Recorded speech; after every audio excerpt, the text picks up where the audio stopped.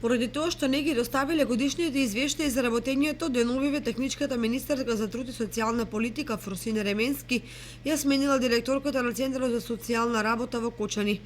Заедно со кочанската директорка сменети се уште 14 директори на јавни установи на кои министерката им нашла пропусти во работењето. Дополнителниот министер Диме Спасов најави дека против Ременски ќе поднесе кривична пријава затоа што противзаконски ги извршила промените, злоупотребувајќи ја службената должност и според принципите на класичен политички реваншизам.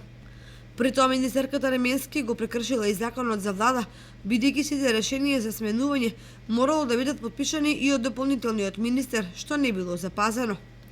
Луѓето кои се засегнати со овие промени велат дека иако раководството на двете партии преговараат за фери демократски избори, во суштина уште сега се заговара остра и нечиста предизборна кампања, во која по дебелиот крај ќе си го однесат оние што најмалку се одговорни за актуелната ситуација. Тоа значи дека особено на опозицијата побитно има освојувањето на власта по секоја цена, отколку народот и интересите на државата.